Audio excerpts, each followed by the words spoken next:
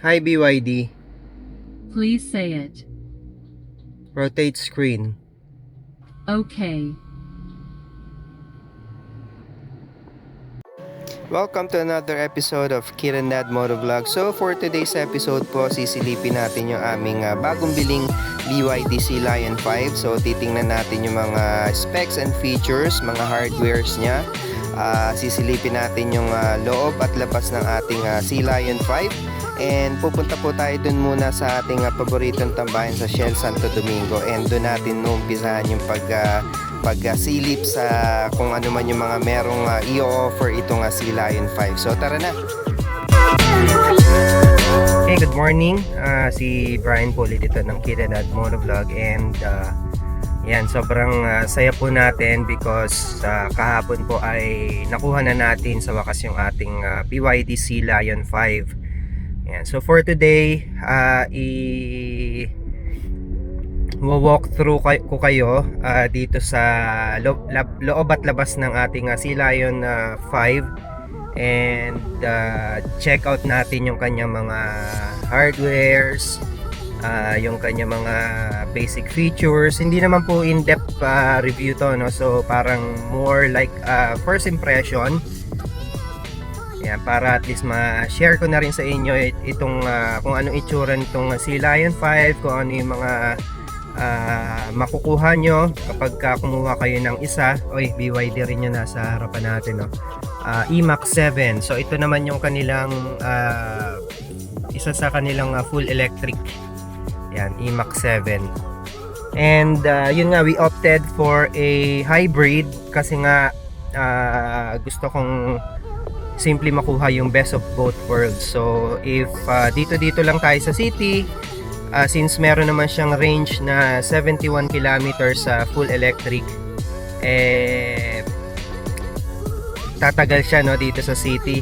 So actually may napanood tayong review wherein hindi naman niya inilalayo yung kanyang Sea Lion 6, although Sea Lion 6 is mas mahaba yung kanyang range. So meron siyang 100 kilometers per full charge pag naka full EV. So etong atin 70 kilometers lang. However, I think it's already sufficient para makapag ikot-ikot ka around the city, and that way makakatipid ka ng malaki, no? Kasi napakamura lang talaga mag-charge ng battery as compared to gagamit ka ng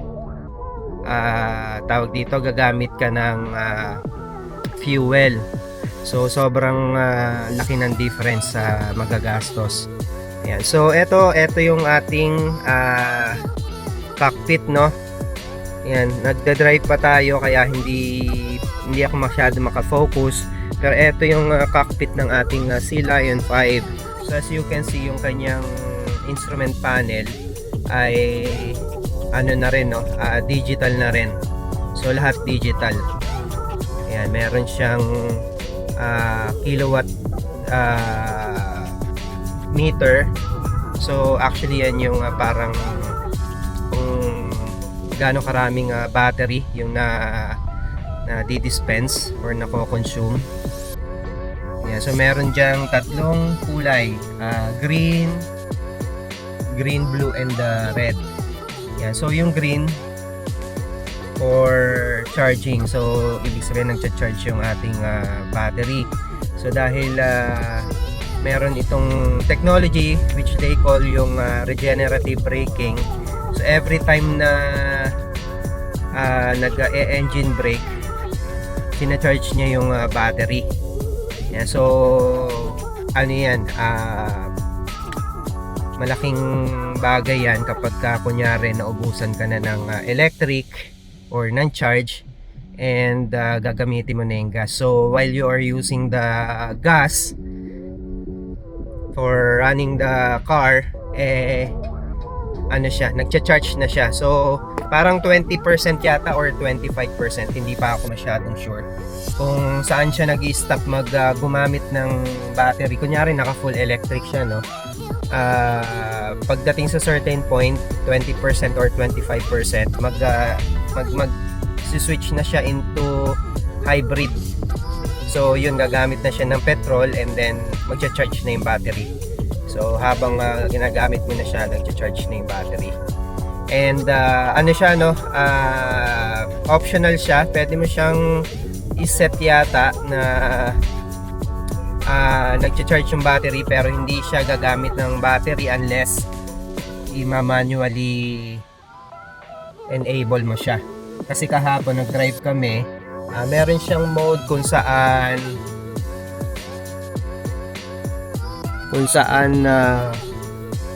tawag dito, kung saan hindi pa fully charge yung battery. Actually konti pa lang yung charge ng battery, ano na siya, no, ginagamit na niya kagad yung battery. So ang magiging disadvantage niya is hindi mo mapupuno yung battery. Ayan, so hi BYD, temporarily disabled pala siya pagka nag reverse parking. Hi BYD, nakadrive na tayo.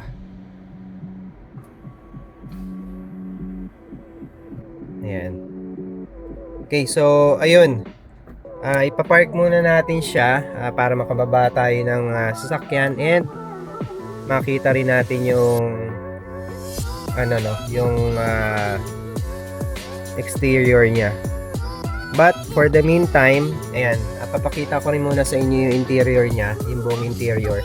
So eto, meron din siyang reverse cam. Yan, may guide na rin siya pagka nililiko mo yung manibela. Susunod din yung nag-i-stretch din yung yung guide. Yan, para for safer reverse parking. So papark muna natin. So eto, dito natin simulan, no. So eto yung kanyang mga controls, andito rin yung kanyang shifter. Yan, so as you can see, napaka premium and napaka tawag dito, high-tech ng kanyang shifter, no. So natutuwa ako sa kanya kasi parang pagka dinakot mo siya ng kamay mo, saktong-sakto sa kamay. Ang sarap niya sa kamay, ang sarap ng feeling, and kakaiba talaga siya, no. And so piano black yung kanyang kulay. You have to press unlock para mapalitan mo yung kanyang mode. So meron siyang park, meron na reverse, neutral, and yung drive. Yan, so currently nasa reverse tayo, and pag tumigil ka, ang pipindutin mo lang is itong P, parking. Yan. Alright, so pag nag-park na, pwede mo nang bitawan yung kanyang brake pedal, and naka-engage na yung kanyang parang parking brake. Yan, so pwede rin naman dito, ito, dedicated button rin for parking. Pero kasi ako parang mas prefer ko gamitin to kasi parang mas convenient para sa akin. Hindi ko alam kung ano yung difference nila, although alam ko may difference yan, dalawang yan. Pag-aaralan pa natin yan in the later part. Yan. And then, ito yung ating mga controls. Ito yung volume, up and down. Yan, as you can see, pagka pinipress natin yan, yan, babago yung volume up and down. Parehas din dito sa steering wheel. Meron din siyang volume up and down dito. So, may controls din ng music dito sa ating steering wheel. And, pag prines mo siya, ayan, parang pupunta siya sa, maglalak yung screen, no. So mapupunta siya doon sa clock mode. And yun. And then auto, eto hindi ko pa rin alam kung ano yung function nito. Eto naman yung sa ating AC, on and off. Eto sa defogger yata ito, not sure pa. So sorry, hindi pa po natin as in kabisado, as in konting-konti pa lang yung alam natin dito dahil wala pang one day actually sa atin ito, no. So pagpasensyahan nyo na po muna, and later on gagawa po tayo ng mas detailed na review yan para ma-share ko sa inyo yung mga actual na mga functions niya, mga buttons na yan. So eto naman yung mode niya. So we have 3 modes, up and down, lang, oo. Up and down ang kanyang pindot. And kapag pinindot mo siya, lalabas dito sa instrument panel yung mode kung saan pwede kang mamili in between. Yan, sport, magkakaroon siya ng parang kulay pula dito. Yan. And then Eco, kulay blue. And then si normal, walang kulay. Ayan. So normally, ang ginagamit ko is si Eco mode. Ayan. So bihira lang natin pang ginamit si sport mode, rinay lang natin.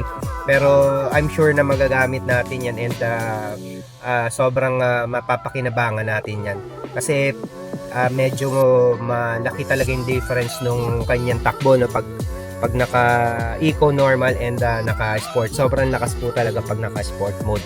Ayan. And balik tayo dito. Etong mode na to is for parang sa ano to, na pag yung medyo madulas yung daan, yung hirap yung gulong yata na humatak, like parang equivalent sa yung mga 4-wheel drive ito. So kunyari mapadpad kayo sa medyo maputik na kalsada and nag-i-spin yung gulong, eto yata yung parang assist. Yan. So not sure din though, please take it with a grain of salt. Aaralin pa rin natin, sisiguraduhin natin na yun nga talaga yung function nitong button na to. And dito naman sa side na to, ito yung isa sa pinaka-importanting button na meron. So ito yung selector para sa full electric and the hybrid electric. So EV yung pure electric, and HEV yung hybrid. So pagka pinindot natin yan, makikita na hindi siya electric pa kasi kulang pa yung charge niya. So currently naka-lock siya sa hybrid, yan HEV. Okay, so eto naman, hindi ko rin alam kung ano itong button na ito. Sabi letter A. Hindi ko alam, so siguro sa susunod na lang din yan. And then eto naman is yan, i-close up natin, traction control. Yan, so naka-off siya. So all you have to do is just to press it para mag-engage siya. And of course yung ating parking yata ito. So tingnan natin pag tinanggal natin kung mawawala yung ilaw niya. Hindi ko alam kung ano rin to. Sorry. So hindi rin natin alam kung ano ito. So susunod na lang din yan. Yan. And ito yung ating hazard signal. Yan. So pag pinindot natin yan, of course, mag-hazard na siya. Ayan. Okay. So tapos na tayo dito. Ito, patungan lang ng cellphone ito. Unfortunately, wala siyang built-in na wireless charger. That's the reason why mas maganda yung Sea-Lion 6 sa mga specs, kasi mas full pack yun. However, masyadong malayo rin yung difference ng price. So nag-stick tayo dito sa Sea-Lion 5 kasi medyo luxurious na talaga si Sea-Lion 6, no? Especially ipapasok natin ito sa hailing service sa Grab or kaya sa InDrive. So parang naisip ko masyado ng overkill si Sea-Lion 6 kung ipapasok natin ng mga hailing services. So sobrang lugi na namin, no? Parang lugi namin din, sobrang swerte na makakasakay. Ayan, so ayun, banda dito yung kanyang AC vent. So dalawa siya. And talking about AC vent, ayan, ang kagandahan niya is magkaiba yung kanyang temperature control. So independent siya sa bawat isa kung anong temperature yung gusto mong piliin. So, kunyari si passenger is ginawin, no? So pwede niyang bawasan yung kanyang yung kanyang temperature. Yan. So tingnan natin. Ayan. So pag pinindot mo yung kanyang temperature, lalabas ito. And as you can see, ang daming mga controls para sa airflows and sa kanyang mga AC settings. Ayan. And ito naman yung sa kaliwa. So ito yung sa kaliwa, ito yung sa kanan na climate control. Okay? And then dito naman, cup holder, dalawa. And then dito yung armrest. So as you can see, may nakalagay na NFC. Hindi ko pa alam kasi sa labas yung side mirror may NFC rin doon. Pwede mong itap yung NFC card. In any case na makalimutan mo yung susi, ma-ooperate mo pa rin yung sasakyan. As well as meron din siyang hindi pa pala tayo nakapark. Meron din siyang application sa cellphone. So meron siyang pwede mo siyang i-download through Google Play or sa App Store. Yan, parehas meron. And from there, pwede mo rin kontrolin yung sasakyan, no? So kahit malayo ka pa lang, kunyari nasa loob ka pa lang ng mall, pwede mo nang i-on yata yung AC para kunyari naka-park siya sa outdoor, sa walang bubong and mainit. At least pag sakay nyo, malamig na yung AC, hindi na kayo mag-iintay na lumamig siya, no? So yun. So dito, hindi ko alam kung bakit may NFC dito. So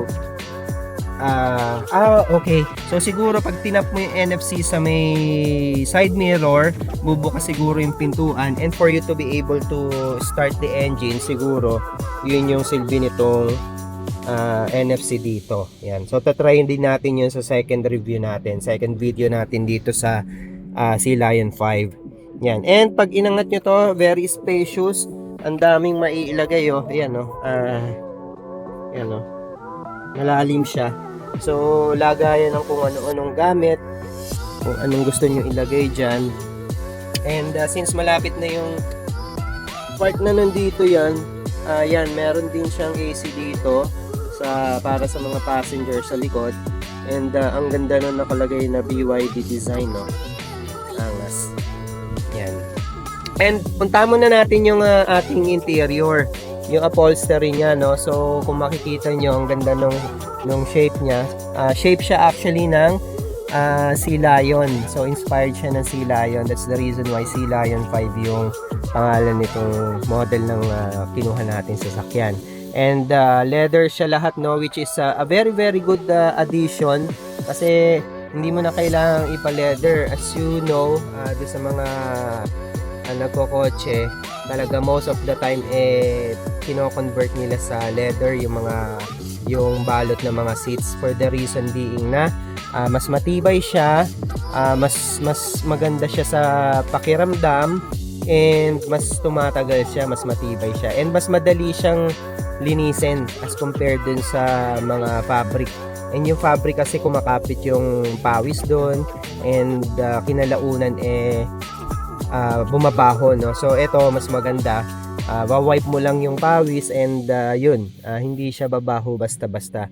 So beige, parang khaki, no? Hindi ko alam kung anong kulay ito. Parang khaki, tapos may piping na orange. Ayan, sa mga sidings, ang ganda rin niya, sobrang 3-dimensional nung design niya. Ang dami mga layers. Meron siyang mga leathers din. Etong parang kulay brown, light brown. Tapos may mga accent ng silver. Yan, pati yung doorknob silver din. May itim, plastic tong itim na to. Etong parang lagayan ng mga barya siguro or kung ano man. Tapos eto, leather din yung beige. Leather, parang semi leather itong black na part na yan, eto. And then eto, leather din. So meron siyang parang mga design na mga linya-linya. And punta tayo dito sa bandang harapan. As you can see, nandun din yung same sila ng AC vent, yung kanan at yung kaliwa. Ayan. So movable siya up and down, left and right. Ayan. And then sa bandang gitna, meron siyang piano black na parang accent. So eto, hindi ako masyadong fan nitong piano black na ito. Ayan. For the reason being na madali po siya magasgas. So may experience na rin tayo dyan sa ganyang klaseng finish. And kahit sobrang ingat mo, magagasgas at magagasgas siya over time. Ayan. So yun. Siguro bala ko pabalutan ng PPF or bibili na lang ako ng PPF. Ako na lang siguro magbabalot niyan para hindi siya nagagasgas. Ayan. And ito yung ating infotainment. So ito yung kamay ko for reference, 'di ba? Malaki na rin siya, no? Very sufficient siya. Pero yung si Lion 6, ang laki ng difference niya dito. Pero I find it overly big. Parang OA na siya. So para sa akin, sakto lang itong si Lion 5, yung kanyang infotainment. Gagaling lang din po pala natin sa sipon sa prangkaso. So pagpasensyahan nyo na kung from time to time uubo tayo, no? And then ito yung ating steering wheel. So as you can see, napaka-elegant niya. Isa ito sa pinaka nagustuhan ko nung first time ko na nakita itong si Lion 5. So parang ano ito, no, parang selling point para sa akin. Meron siyang emblem ng BYD sa gitna. Parang metal siya, no. Tingin ko gawa sa metal itong logo na ito. And then ito yung kanyang horn. However, etong horn ng mga BYD, matagal nang may issue yan. So delayed yung kanyang response. Like pag pinindot nyo, tingnan nyo, ha, diba? Ayan. Ay, medyo ano na siya, no? Medyo maganda na yung reaction time niya as compared to sa mga lumang model siguro. So siguro inayos na nila ito. So itong si Lion 5 kasi po ay napakabagong model. Ni-release lang po ito ngayong June 2025. So siguro marami na silang mga in-improve dito. Ayan. So yun, music control, ito yung kanyang volume, up and down. I-scroll mo lang siya up and down.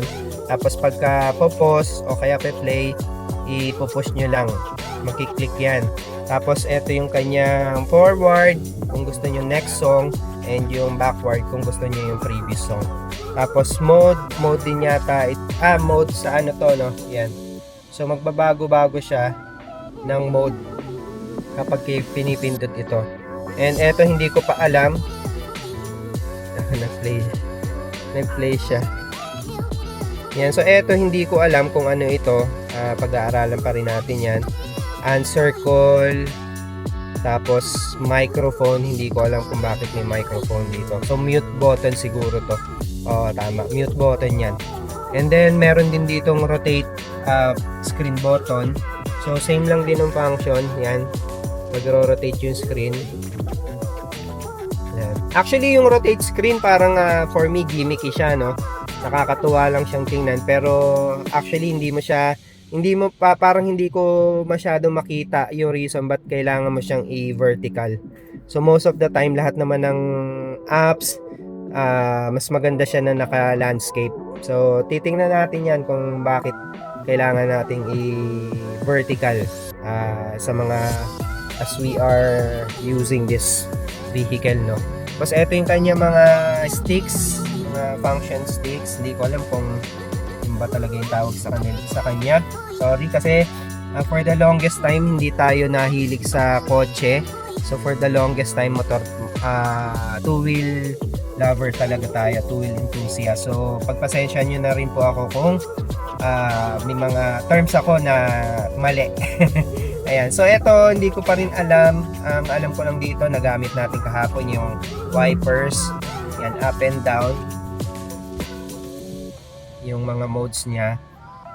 Eto hindi ko pa masyado napapag-aralan. So bibigyan ko na lang din kayo ng update as we get to know the vehicle more. So same dito, hindi natin alam yan. And sa sa driver side, meron din tayong mga control. So eto yung control. Zoom natin. Eto yung control ng window. So up, down, left and right. And yung selector kung yung left side na side mirror or yung right side na side mirror. Lock ng pintuan, tapos yung controls ng mga windows. So ang ano dito, ang kagandahan niya, napaka-premium nung pagkakagawa, napaka-premium ng feel. Yung tactile niya pagka pinipindot nyo siya, ma-feel mo talaga na ano siya, no, na on the premium side talaga siya. Ayan. And ito yung window para lock ng controls para even yung mga passenger sa likod hindi nila mabubuksan yung window. Ayan. Okay. Ito. So ito yung button ng gas tank sa labas. So pag magpapa-refuel, ito siya. And hindi siya bubukas hanggat hindi naka-turn off yung engine. Yan. So medyo ano siya, no, medyo stricto siya. Ayan, hindi bubukas basta-basta yan as long as nakabukas pa yung makina. So you have to really turn off the engine bago mo mabubuksan yung gas tank niya. Okay? So ayun. Yung mga upuan nito manual lahat, yung atras abante, yung taas baba ng seat, and yung pag-recline ng sandalan. So manual lahat, which I like more kasi yung electric medyo nababagalan ako, no. So pagka kunyari nagmamadali ka na gusto mong baguhin yung angle kunyari ng sandalan, ang bagal niya pagka electric. So mas prefer ko rin talaga itong manual. Although syempre mas premium tingnan or mas premium talaga pag electric yung mga controls ng seats. Ayan. And ano pa ba? Ito yung kanyang mga sun visor. Napaka ganda rin nito, no? So as you can see, nakatakip yung normally sa passenger lang ang may vanity mirror. Dito sa Sea Lion 5, kaliwat kanan na rin, pati si driver meron. And ang malupit niyan, pag binuksan mo siya, yan, bubukas din yung ilaw. Ayan, o, tingnan niya. Ayan, so kung mananalamin ka, ang ganda niya kasi may automatic, may bubukas na ilaw. Yan, para makita mo ng mas maganda mas okay yung mukha mo. Same din dito, ganun din. Ayan. Yan. And dito naman sa overhead natin, may dalawang ilaw dito. So touch sensitive siya. Yan. So hindi mo na kailangan pumindot ng buttons, itatouch mo lang siya. Bubukas na siya. Dito hindi ko alam kung ano yung mga meron dito. Pag-aaralan pa natin. And ito naman lagayan ng sunglasses na salamin. Yan. Ito naman yung ating rear view mirror. Yan. Saktong-sakto yung size. Hindi naman ako naliitan, hindi rin ako nalakihan sa kanya. And yun, mga speaker systems. Yan, ito yata speaker din to. Tapos yun. Tapos sa likod meron din. So parang total of 6 speakers yata meron dito. And speaking of 6, meron din siyang total yata ng 6 airbags. Yan, so hindi makita, madilim. Saan ba? Yan, airbag. So yan sa harapan. Ito yung sa likod. I-zoom din ulit natin. Hindi niya makita pagka hindi naka-zoom. Yan, airbag. Tapos sa likod, ayun, nandun, airbag. So total of 6 din na airbags. So napakaganda ng kanyang safety feature. And ipapakita natin yung likuran na seats. Ayan, napakaganda. Merong armrest din sa gitna. So ano lang siya, no, parang 5-seater lang siya, pero pag binuksan mo na yung armrest, magiging 4-seaters na lang. So ano pa ba? Yun, meron ding ilaw dito. Ganun din, touch sensitive din. At yung kanyang pinaka ceiling is black. Parang more of a dark gray. Hindi siya black na black, no? Okay, so ano pa ba? May nakalimutan pa ba tayo? Wala na siguro. Wala na dito sa part na ito. Ayan, lahat na ano na natin. Yung compartment or yung glove box niya. Ayan, okay. So currently we're running on electric. Yan from 25%, 23% yung kanyang charge. Yung aircon kasi natin ay gumagana.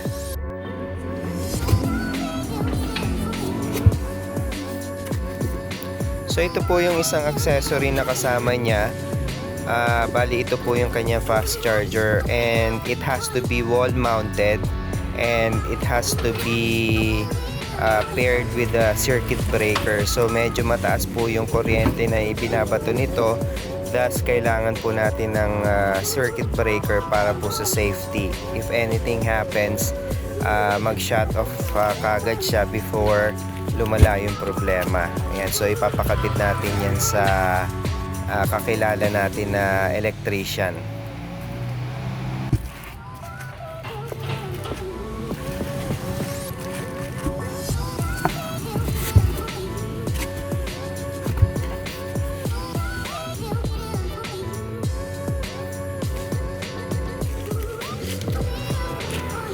So ito naman po yung kanyang slow charger or yung kanyang normal charger.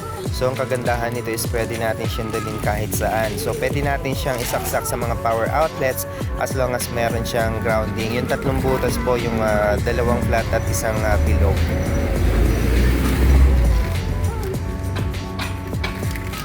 And then sa ilalim naman po yung iba niyang mga accessories pa.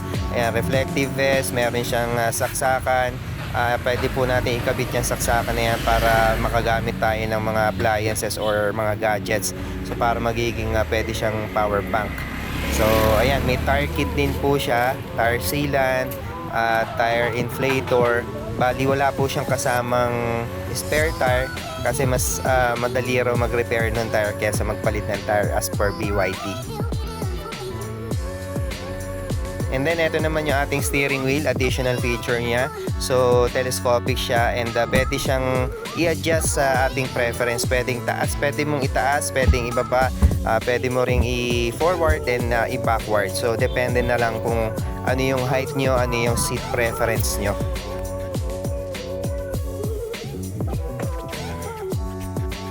Okay, so ito yung exterior ng ating Sea Lion 5. As you can see, napaka-aggressive. Sorry po. Napaka-aggressive ng kanyang pinakaharapan, no? So meron siyang silver na lining dito. Tapos yung BYD na logo. Tapos yung grill niya, napaka-solid din, no? Laki. And napaka-aggressive ng kanyang itsura, no? 18-inch yung kanyang mags. Yan, alloy wheels. Disc brake. Pati yung likod disc brake din. So yun yung kagandahan sa mga lumalabas na China brands ngayon, no? Very generous sila sa mga parts na nakakabit, unlike with Japanese counterparts. Medyo kuripot si Japanese sa parts, no? So normally kay Japanese, ano yan, makikita mo naka drum brakes lang yung likuran. So napakaganda na, napaka solid na disc brake na rin yung kanyang likuran. So sa likuran, yan, may emblem ng BYD Sea Lion 5, BYD na logo, and DMI. Dual motor po yung meaning ng DMI kasi nga meron siyang electric motor at meron din siyang gas motor. So ang ganda rin ng kanyang tail light. Yan, all throughout sa likod. Tapos meron siyang fins para sa antena fins. Parang shark siya, parang shark tail, shark fin pala. And meron din siyang spoiler sa likod. Yan, meron siyang butas which makes it looks very sporty. Yan, and yung accent na silver So parang dahil yung mga model na sila ng BYD is parang mga oceanic, no? Parang mga ocean creatures. Parang ano to, no? Parang may pagka-scale yata. So signifies parang ocean nga. Yan, may pagka-oceanic siya. And ano pa ba? Yun. So pagpasensya nyo na po na medyo sobrang simple ng mga term na ginagamit natin. Hindi ko masyadong kabisado yung mga terms pagdating sa mga four wheels. And banda dito, ito yung kanyang NFC NFC panel. So yun nga, may NFC card siya nakasama. Just in case na makalimutan nyo yung inyong susi, makakapasok pa rin kayo ng sasakyan using yung NFC card. Tapos naka built-in na rin yung kanyang turn signal sa mga side mirrors. So integrated na rin siya. And ano pa ba? Yun lang. Yung harap napaka sungit talaga, napaka-aggressive na itsura niya. So that's about it. Hopefully nagustuhan niyo yung ating episode for today. See you in the next one.